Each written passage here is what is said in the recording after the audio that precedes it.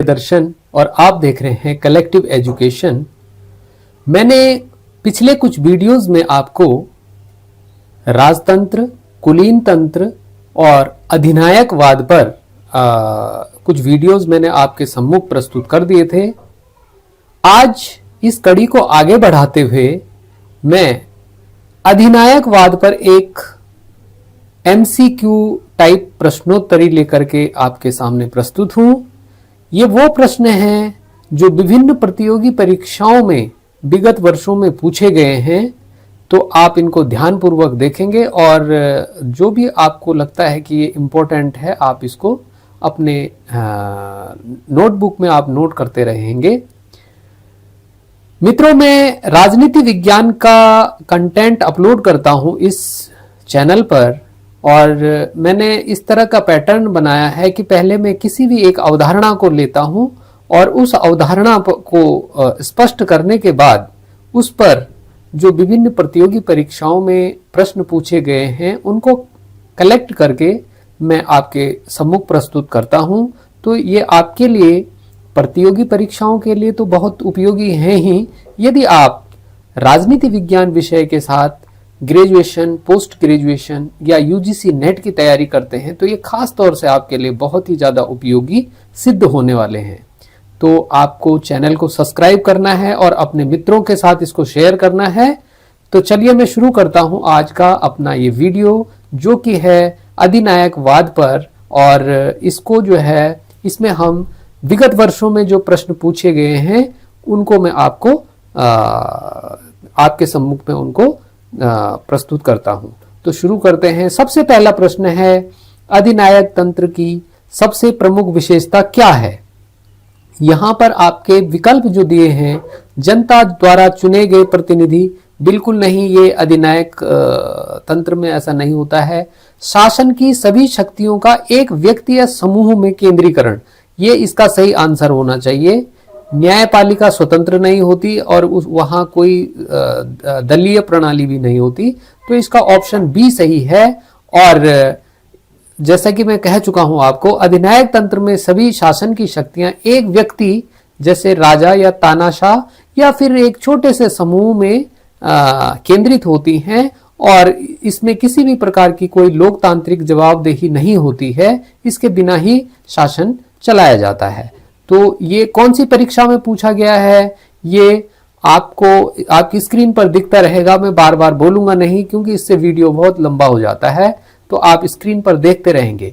अगला प्रश्न जो है, निम्नलिखित में से कौन सा देश आधुनिक युग में अधिनायक तंत्र का उदाहरण है?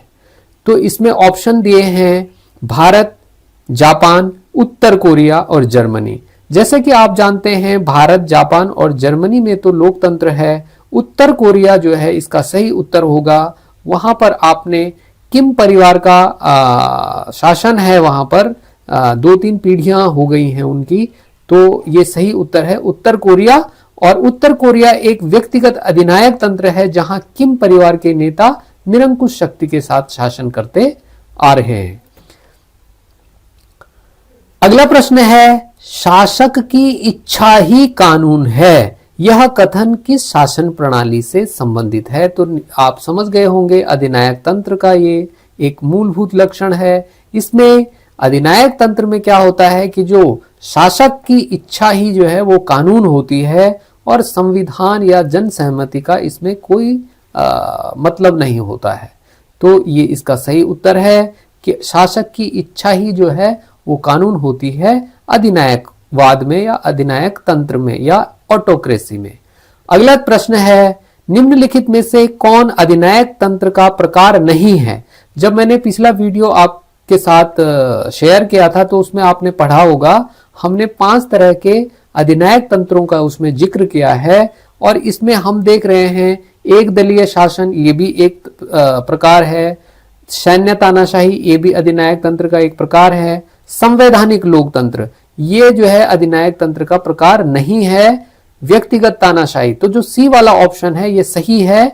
और संवैधानिक लोकतंत्र जो है वो अधिनायक तंत्र का प्रकार नहीं है। यह एक लोकतंत्र का, लोकतांत्रिक प्रणाली में जो है संवैधानिक लोकतंत्र पाया जाता है, जहां पर संविधान होता है और समय समय पर चुनाव होते हैं। अधिनायक तंत्र में न तो कोई संविधान होता है जिसके आधार पर शासन चलाया जाए और न ही वहां जो है चुनाव होते हैं और मतलब जिससे जनता अपना शासन चुने, ऐसी कोई व्यवस्था इसमें नहीं होती है। तो अगला जो प्रश्न है आप देख सकते हैं अपने स्क्रीन पर, और जो प्रश्न है अगला वो मैं आपके सम्मुख प्रस्तुत कर रहा हूं। 1975 में भारत में लागू आपातकाल किस प्रकार के शासन का उदाहरण माना जाता है? संपूर्ण लोकतंत्र? नहीं, बिल्कुल नहीं। सर्वाधिकारवाद? अधिनायक तंत्र का अस्थायी रूप? ये सही प्रश्न, ये जो सही विकल्प है वो यही है। अधिनायक तंत्र का अस्थायी रूप हमें देखने को मिला था जब इंदिरा गांधी जो हमारी भूतपूर्व प्रधानमंत्री थी, उन्होंने 25 जून 1975 को आपातकाल लगा दिया था देश में। आप इस बात से भली भांति जो है विज्ञ हैं। तो इस दौरान क्या हुआ था कि लोकतांत्रिक संस्थाओं को निलंबित कर दिया गया था और अधिनायक तंत्र की विशेषताओं को वो दर्शा रहा था उस समय। तो ये एक अस्थायी जो है अधिनायक तंत्र का स्वरूप हमें देखने को मिला। अगला जो प्रश्न है वह है अधिनायक तंत्र में नागरिक स्वतंत्रताएं, इसके विकल्प हैं पूर्ण रूप से सुरक्षित होती हैं, नहीं, सीमित या अनुपस्थित होती हैं। बिल्कुल यही प्रश्न जो है, यही विकल्प सही होना चाहिए। केवल आर्थिक क्षेत्र तक सीमित होती है, केवल शिक्षा क्षेत्र में सुरक्षित होती है। जो अधिनायक तंत्र में है उसमें जो व्यक्तिगत जो नागरिक स्वतंत्रताएं हैं वो बहुत सीमित होती हैं या लगभग अनुपस्थित होती हैं। तो ये इसका सही उत्तर है। अधिनायक तंत्र में अभिव्यक्ति, संगठन और विरोध की स्वतंत्रता पर पूर्णतः प्रतिबंध होता है। तो इसको आप समझ गए होंगे। अगला प्रश्न है निम्नलिखित में से किसने अधिनायक तंत्र को एक व्यक्ति का शासन जो किसी जवाबदेही के बिना कार्य करता है ये कहा है? तो जब हमने पिछला वीडियो अपलोड किया था उसमें मैंने जो अधिनायक तंत्र की, अधिनायकवाद की या ऑटोक्रेसी की जो परिभाषाएं बताई थी उसमें मैंने मैक्स वेबर की परिभाषा, एच.जे. लास्की और ये दो परिभाषाएं तो मैंने बताई थी। और आप देख पा रहे होंगे कि ये एच.जे. लास्की की परिभाषा है जिसमें वे कहते हैं कि एक व्यक्ति का शासन जो किसी के प्रति जवाबदेही के बिना कार्य करता है, इस प्रकार के शासन को उन्होंने अधिनायक तंत्र की संज्ञा दी है। और ये जो है आपके स्क्रीन पर अगला प्रश्न है अधिनायक तंत्र और सर्वाधिकारवाद में मुख्य अंतर किस आधार पर है? कभी कभी हम क्या समझते हैं अधिनायक तंत्र और सर्वाधिकारवाद को हम एक ही समझ बैठते हैं, लेकिन इसमें थोड़ा बारीक सा अंतर है। अधिनायक तंत्र में क्या होता है कि जो राजनीतिक शासन, राजनीतिक पहलू है उस पर नियंत्रण शासक वर्ग के द्वारा कर दिया जाता है, जबकि जो सर्वाधिकारवाद है इसमें व्यक्ति के जीवन के सभी पहलुओं पर शासकों द्वारा या राज्य के द्वारा नियंत्रण करने का प्रयास किया जाता है या नियंत्रण कर दिया जाता है। तो ये अंतर है। तो यहां पर जो है इसका सही उत्तर होना चाहिए अधिनायक तंत्र और सर्वाधिकारवाद में जो मुख्य अंतर है वो है नियंत्रण का दायरा। और नियंत्रण का दायरा इस मायने में अधिनायक तंत्र केवल राजनीतिक नियंत्रण रखता है, जबकि सर्वाधिकारवाद जीवन के सभी पहलुओं पर नियंत्रण रखता है। तो ये आप समझ गए होंगे। अगला जो प्रश्न है वह है निम्नलिखित में से कौन सा देश एक दलीय अधिनायक तंत्र का उदाहरण है? अगर आपने पिछला वीडियो देखा होगा तो उसमें हमने ये जिक्र किया है, नहीं देखा है अगर आपने तो आपको प्ले लिस्ट में मिल जाएगा।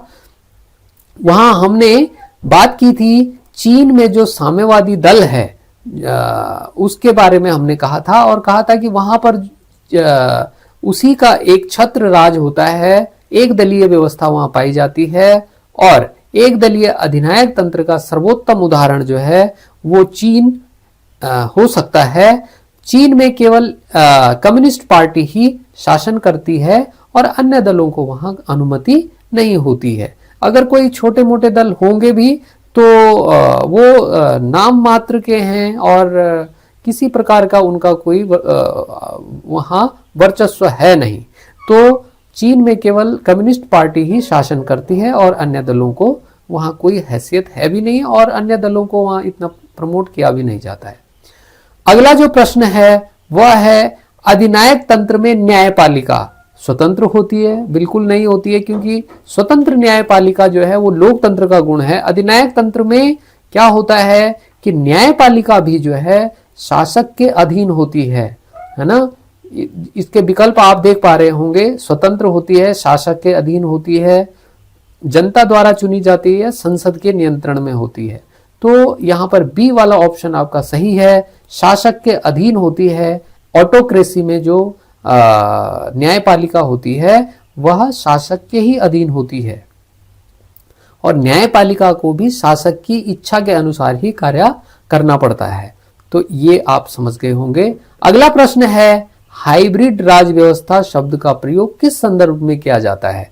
जब हमने ऑटोक्रेसी के टाइप्स पढ़े थे, यानी जो हमने अधिनायकवाद के प्रकार पढ़े थे, तो उसमें हमने एक इलेक्टोरल ऑटोक्रेसी पढ़ी थी और उसमें हमने ये कहा था कि यहां पर चुनाव होते हैं लेकिन जो है वो नाम मात्र के होते हैं, स्वतंत्र और निष्पक्ष चुनाव नहीं होते हैं और शासकों द्वारा ये जताया जाता है कि हम लोकतांत्रिक ढंग से चुने हुए हैं। वो अपनी सत्ता की वैधता को उसमें मतलब अपनी सत्ता को वैध ठहराते हैं, लेकिन वहां पर जो चुनाव होता है वो मात्र ढोंग होता है और उसके अलावा कुछ नहीं होता है। तो जो हाइब्रिड राज व्यवस्था है उस शब्द का प्रयोग अधिनायक तंत्र और लोकतंत्र के मिश्रण में के लिए ही किया जाता है, क्योंकि वहां पर जो अधिनायकवाद है या अधिनायक तंत्र है उसको लोकतंत्र होने का प्रयास किया जाता है कि लोकतंत्र ये दिखे बाहर से कि लोकतंत्र है, लेकिन जो सचमुच में ऐसा होता है कि जो चुनाव होता है वो स्वतंत्र और निष्पक्ष नहीं होता है और इसी को जो है इलेक्टोरल ऑटोक्रेसी कहा जाता है, जिसको हाइब्रिड राज शासन व्यवस्था कहा जा सकता है आधुनिक रूप में। अगला जो प्रश्न है वह है निम्नलिखित में से कौन अधिनायक तंत्र के गुणों में शामिल नहीं है? त्वरित निर्णय, बिल्कुल ये अधिनायक तंत्र का गुण है। जवाबदेही, ये अधिनायक तंत्र का गुण नहीं है, क्योंकि अधिनायक तंत्र किसी के प्रति भी जवाबदेह नहीं होता है, तो ये इसका कोई गुण नहीं है। शासन में स्थिरता रहती है, नीतिगत एक रूपता भी रहती है, तो इसका जो अधिनायक तंत्र के गुणों में शामिल नहीं है वह है ऑप्शन बी जवाबदेही। तो ये इसका सही उत्तर हो जाएगा। अगला प्रश्न है बेनिटो मुसोलिनी का शासन किस प्रकार का था? इटली का एक तानाशाह हुआ है जिसका शासन जो है वो अधिनायक तंत्र या फासिस्ट उसको हम कहते हैं, वो इस प्रकार का वहां उसका शासन रहा है। लोकतंत्र, संवैधानिक राजतंत्र या संघीय गणराज्य इसके उत्तर नहीं है, बल्कि जो ऑप्शन बी है अधिनायक तंत्र या फासिस्ट, वो मुसोलिनी का शासन का स्वरूप इस प्रकार का रहा है। मुसोलिनी इटली में फासिस्ट अधिनायक तंत्र स्थापित करने वाला शासक था जो बाद में निरंकुश हो गया और एक तरह से वो सर्वाधिकारी प्रवृत्ति उसमें बाद में आ गई। और अगला प्रश्न है आपका अधिनायक तंत्र में सूचना का प्रवाह स्वतंत्र और खुला होता है? नहीं होता है। सरकार द्वारा नियंत्रित होता है? जी बिल्कुल। जो अधिनायक तंत्र में सूचना का प्रवाह होता है वह सरकार द्वारा नियंत्रित होता है ना। मीडिया पर सख्त नियंत्रण होता है ताकि शासक की अच्छी छवि बनी रहे, ये पूरा प्रयास किया जाता है। तो ऑटोक्रेसी जो है, ऑटोक्रेसी में ये होता है कि जो इंफॉर्मेशन है उस पर सरकार का नियंत्रण होता है। अगला जो है प्रश्न निम्नलिखित में से कौन सा अधिनायक तंत्र का दोष नहीं है? भ्रष्टाचार, ये तो दोष है। मानवाधिकारों का उल्लंघन, ये भी एक दोष है। त्वरित निर्णय लेने की क्षमता, ये जो है अधिनायक तंत्र का दोष नहीं है, बल्कि यह एक अधिनायक तंत्र का गुण है। तो इसका सही उत्तर होगा त्वरित निर्णय लेने की क्षमता जो है वो ऑटोक्रेसी का दोष नहीं है, बल्कि वह एक उसका गुण है, त्वरित निर्णय लेने की क्षमता। अनुत्तरदायित्व भी उसका क्या है, एक दोष है, यानी वो किसी के प्रति कोई उत्तरदायित्व उसका होता नहीं है। तो त्वरित निर्णय अधिनायक तंत्र का एक गुण माना जाता है, न कि दोष। अगला प्रश्न है, अधिनायक तंत्र में शासक की शक्ति का स्रोत क्या होता है? जनता का मत? नहीं, बिल्कुल नहीं। संविधान? ये भी उत्तर सही नहीं है।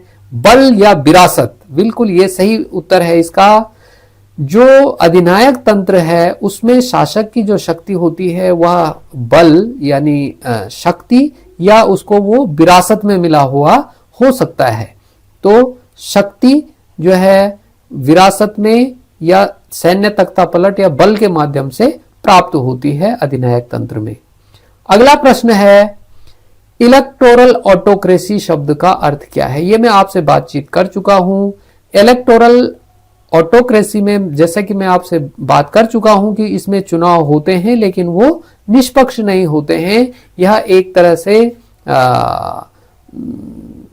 लोकतंत्र और अधिनायक तंत्र का एक मिश्रित रूप होता है, जिसमें लोकतंत्र मात्र एक दिखावा होता है, जिसमें ये दिखाया जाता है कि चुनाव हो रहे हैं, या अन्य जो है ढोंग कर दिया जाता है लोकतंत्र होने का, लेकिन वास्तव में जो है वो होता अधिनायक तंत्र ही है। और इसका उदाहरण मैंने आपको बताया था कि आप रूस या तुर्की वर्तमान काल में आप इसका एक अच्छा उदाहरण समझ सकते हैं। रूस में व्लादिमीर पुतिन ने कई वर्षों से जो है वहां की सत्ता पर वो काबिज हैं, और वहां पर समय समय पर चुनाव होते हैं, लेकिन उन चुनावों की जो है वो वैधता लोकतांत्रिक ढंग से तो नहीं होती है। हालांकि वहां पे चुनाव होते हैं, सब कुछ होता है, लेकिन जो है वो निष्पक्ष और स्वतंत्र चुनाव नहीं होते हैं। तो ये है इलेक्टोरल ऑटोक्रेसी। अगला प्रश्न है, निम्नलिखित में से कौन अधिनायक तंत्र का ऐतिहासिक उदाहरण है? जो अधिनायक तंत्र का ऐतिहासिक उदाहरण है वह है, इसमें जो दिए गए विकल्प है उसमें से विकल्प सी, लुई 14वें का शासन जो है वो अधिनायक तंत्र का एक ऐतिहासिक उदाहरण है। आप लोगों ने अगर राजनीति विज्ञान में पढ़ा होगा या इतिहास में पढ़ा होगा इसको, कि लुई जो 14वां था वो स्वयं को ईश्वर का प्रतिनिधि मानता था, और उसका जो एक प्रमुख कथन है कि मैं ही राज्य हूं, ये एक बड़ा प्रसिद्ध कोटेशन है।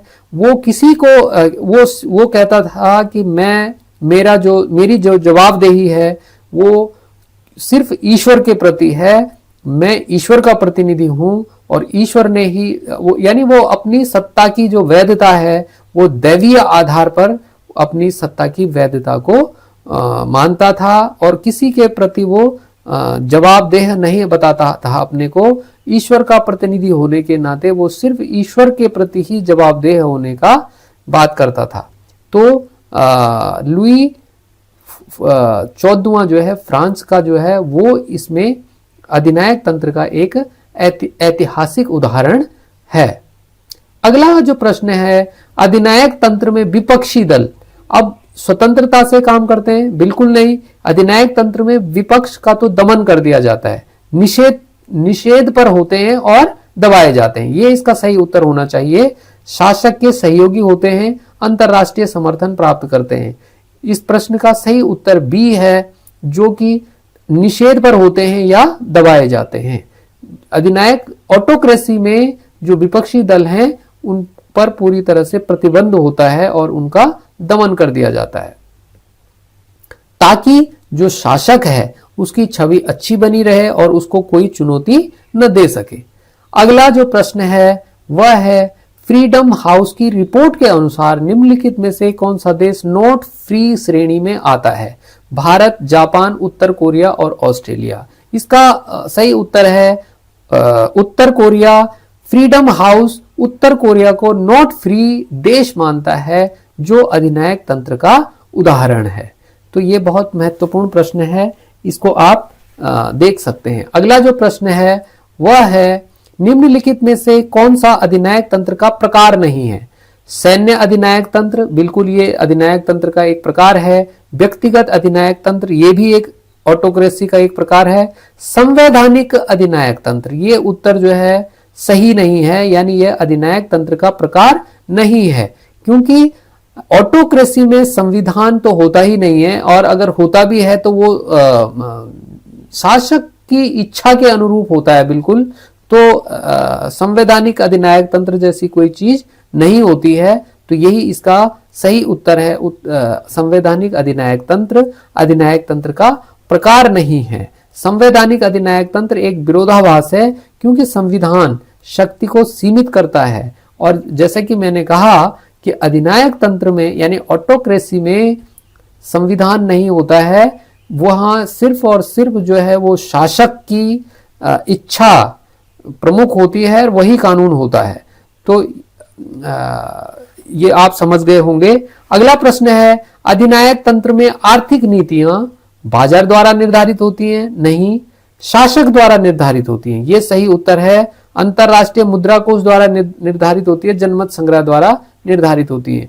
तो इसमें इसका सही उत्तर है, अधिनायक तंत्र में जो आर्थिक नीतियां हैं वो शासक द्वारा ही पूर्ण रूप से नियंत्रित की जाती हैं।